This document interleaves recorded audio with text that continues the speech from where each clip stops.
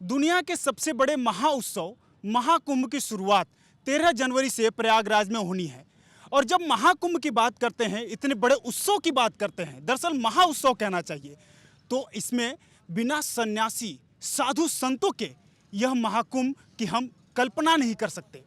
और आखिर सोचिए कि अखाड़े इतने महत्वपूर्ण क्यों हैं, अखाड़ों की महत्ता क्या है, और साथ ही साथ जब अखाड़ों की बात कर रहे हैं तो आखिर बाकी समय ये साधु सन्यासी कहाँ रहते हैं। और अचानक महाकुंभ में सभी साधु सन्यासी एक साथ इकट्ठा हो जाते हैं और इस पूरे महाकुंभ की शोभा बढ़ाते हैं।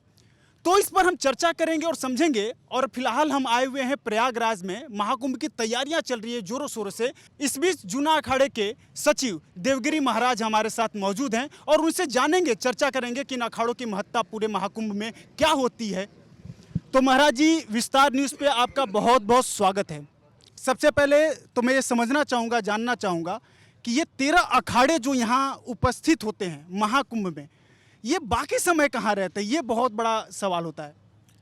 देखिए, सबसे पहले हमें ये जानना चाहिए कि 13 अखाड़े क्या है, 13 अखाड़े का मतलब क्या है, 13 अखाड़े में जो सन्यासी रहते हैं वो सन्यासी कौन हैं, उसके बाद वो सन्यासी कुंभ मेले में क्यों ही आते हैं, बाकी टाइम वो सन्यासी कहाँ चले जाते हैं। तो जैसे कि हमारे आपने चर्चा किया अखाड़ा परिषद इस राष्ट्र में सनातन धर्म की सर्वोच्च संस्था को हम अखाड़ा परिषद के नाम से जानते हैं। और अखाड़ा परिषद के अंदर, सनातन धर्म के अंदर हमारे यहाँ जो अखाड़े पाए जाते हैं वो 13 अखाड़े हैं। जैसे कि हमारे यहाँ देखते हैं 2 दल हैं, एक रामा दल और एक शंभू दल। ये दोनों दलों को मिलाकर के 13 अखाड़े बनते हैं। 6 अखाड़े बैरागियों के होते हैं और 7 अखाड़े सन्यासियों के होते हैं। इन 7 और 6 को मिलाकर के 13 अखाड़े पाए जाते हैं। इन 13 अखाड़े को सम्मिलित करके अखिल भारतीय अखाड़ा परिषद के नाम से हम जानते हैं। तो आइए अब हम सन्यासियों के विषय में जानते हैं कि जैसा कि आप जानना चाहते होंगे कि ये सन्यासी बाकी टाइम कहाँ चले जाते हैं। यहाँ पे हम उन्हें एक साथ में लाखों की संख्या में जो हम देख रहे हैं, और बाकी टाइम ये सन्यासी कहाँ पर चले जाते हैं, ये विलुप्त हो जाते हैं, ये दोबारा दर्शन हमें नहीं मिलता है। सिर्फ कुंभ में ही हमें इन सन्यासियों के, महापुरुषों के, योगियों के दर्शन प्राप्त होते हैं। तो जैसे कि हिमालय से लेकर के कन्याकुमारी और इस दुनिया के अंदर सनातन धर्म को मानने वाले और सनातन धर्म का प्रचार प्रसार करने वाले वर्ल्ड के अंदर पाए जाते हैं। हमारे जो सन्यासी हैं ये चीन में भी पाए जाएंगे, ये रसिया में भी पाए जाएंगे, ये जापान में भी पाए जाएंगे, ये कहीं ना कहीं बांग्लादेश, पाकिस्तान में भी पाए जाएंगे। तो ये हमारे ऐसी सन्यास की परंपरा रही है विश्व कल्याण की। सबके बांग्लादेश पाकिस्तान की चर्चा की, तो क्या बांग्लादेश और पाकिस्तान से भी इस महाकुंभ में वो सन्यासी आते हैं और बाकी समय? बिल्कुल बिल्कुल, कहीं ना कहीं सनातन धर्म का जो कार्य है वो पूरे विश्व के कल्याण का कार्य है। एक हमारा धर्म जो है वो पूरे विश्व के कल्याण का चिंतन करता है, पूरे विश्व के स्वस्थ रहने का चिंतन करता है, पूरे विश्व में शांति का चिंतन करता है। वो हमारा सनातन धर्म ही है। वो भारत देश के सन्यासी और भारत देशवासी ही हैं जो पूरे विश्व के चिंतन का, कल्याण का, पूरे विश्व के चिंतन के कल्याण का कार्य करते हैं। तो आप सन्यासी, जो पूरे साधु संत सन्यासी इस महाकुंभ में, हम जिससे चर्चा कर रहे थे कि महाकुंभ सन्यासियों के बिना, साधुओं के बिना अधूरा है, मुख्य आकर्षण का केंद्र होते हैं। तो ये महाकुंभ आपके लिए इतना महत्वपूर्ण क्यों होता है और किस उद्देश्य से, जब हम बाकी जगहों पर रहते हैं, अचानक यहाँ आते महाकुंभ? देखिए, महाकुंभ हमारे लिए ही नहीं, अब महाकुंभ देवताओं के लिए भी दुर्लभ है। हमारा मानना है कि जन्म जन्मांतर, युग युगांतर का हमारा पुण्य उदय हुआ होगा, जो हम इस प्रयाग की पवित्र भूमि पर, जहां ब्रह्मा जी ने प्रथम यज्ञ किया, जो भारत के ही नहीं पूरे दुनिया के तीर्थों का जो राजा हो, इस भूमि पर आकर के ध्यान करना, साधना करना, अपनी दिनचर्या का निर्वाह करना, ये कहीं न कहीं देवताओं को भी दुर्लभ है। इंद्र को भी ये भाग्य नहीं है जो कुंभ मेले में हम और आप आकर के धर्म का और हमारी संस्कृति, पद्धति, परंपराओं का आप समाज में इसे दिखाएंगे, और कहीं न कहीं आप यहाँ उपस्थित हैं तो आपका भी परम सौभाग्य है ये। निश्चित तौर पर। तो आप साधना के लिए महाकुंभ के समय सारे सन्यासी और साधु, लेकिन जब महाकुंभ नहीं होता है, महाकुंभ खत्म हो जाता है, तो उस दौरान पूरे समय सन्यासी क्या होते हैं और क्या उस समय साधना नहीं होती है क्या? जैसे कि भारत देश में आप देख रहे हैं हमारे सन्यासी जो है अनाथ आश्रम, वृद्ध आश्रम, गुरुकुल और कथा प्रवचन, कहीं न कहीं वो 365 दिन योग है, हठ योग है, योगासन है, जल समाधि है, इस प्रकार की अनेकों महाविद्याएं हैं जिसको सीखने के लिए हिमालय से लेकर के कन्याकुमारी तक अपने आश्रमों में रह करके वो चाहे गौ सेवा का कार्य कर रहे हैं, वो चाहे लोगों को औषधि देने का कार्य कर रहे हैं, वो चाहे कहीं न कहीं वो विश्व कल्याण का चिंतन कर रहे हैं। जब महाकुंभ होता है तो महाकुंभ या अर्धकुंभ या कुंभ की बात करें तो हमने देखा है अक्सर कि सारे साधु सन्यासी लोग ये भभूत लगाए हुए अलग अलग तरीके का ये पूरी रचना है, इसकी क्या महत्ता है हमारे व्यक्तित्व में? जैसे कि देखिए सन्यासी का अर्थ होता है त्याग। कहीं न कहीं हम सब चीज़ों का त्याग करके सन्यास धारण करते हैं, तो भस्म को हम वस्त्र के रूप में कह लीजिए, या भस्म को शिव का प्रसाद के रूप में कह लीजिए, या कहीं न कहीं हम शिव के अंश से भी माने जाते हैं, तो हम इस भस्म को धारण करके और ये संदेश देते हैं कि संसार में भस्म से उत्पत्ति हुई है और ये पूरा संसार भस्म हो जाना है।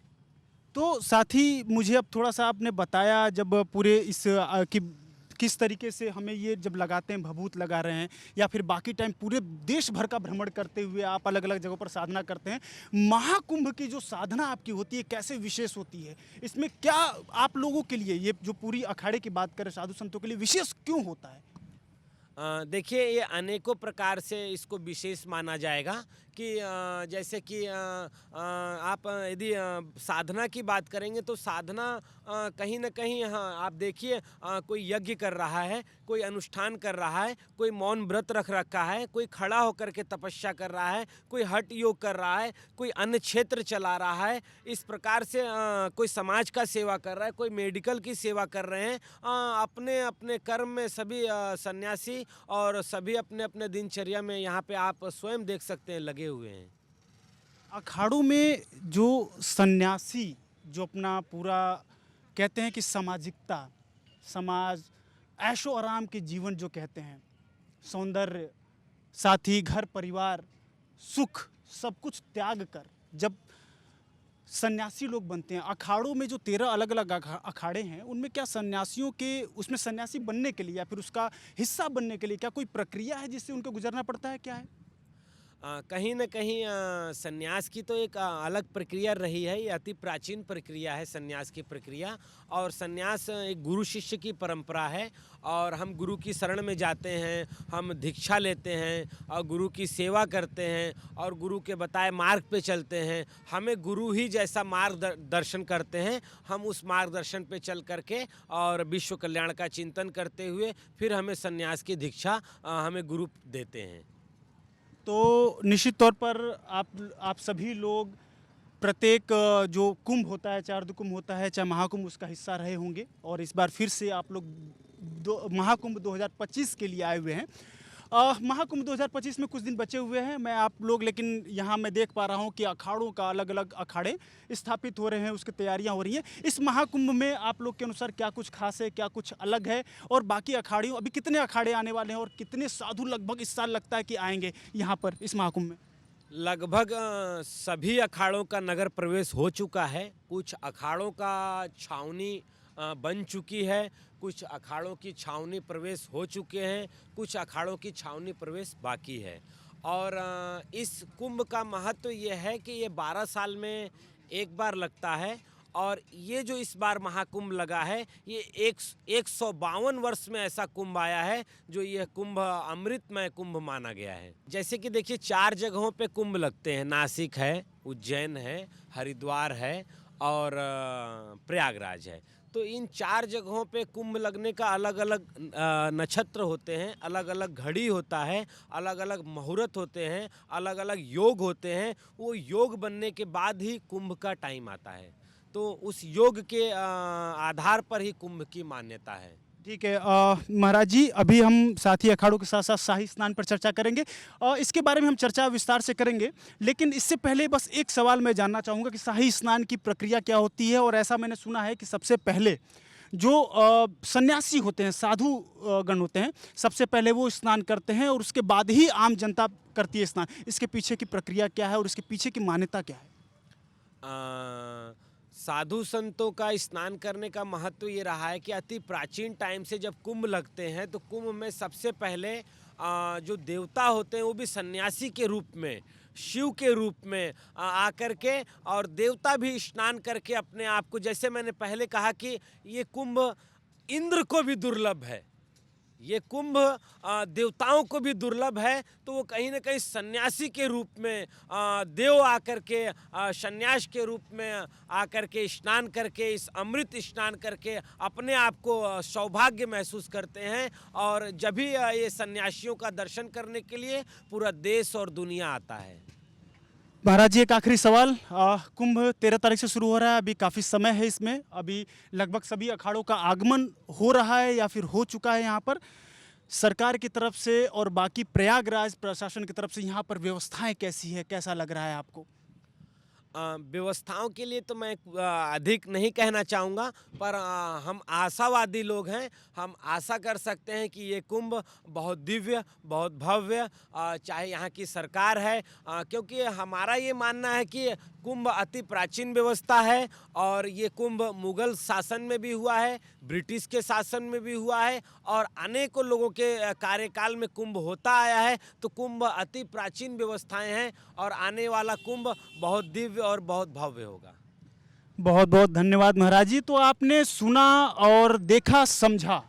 महाराज जी ने बताया कि महाकुंभ में, या फिर हम कुंभ की बात करें, उसमें अखाड़ों की महत्ता क्या है। और रही बात इस साल की, तो इस साल सारे अखाड़े, अलग अलग जो 13 अखाड़े जिनकी बात करते हैं, हजारों साधु बिना किसी निमंत्रण के, बिना किसी आमंत्रण के, अपने श्रद्धा भाव और भक्ति भाव को देखते हुए अब यहाँ पहुँच रहे हैं। तो महाकुंभ से संबंधित और भी अपडेट जानने के लिए आप लगातार विस्तार न्यूज़ देखते रहिए। अभी हमें दीजिए इजाज़त।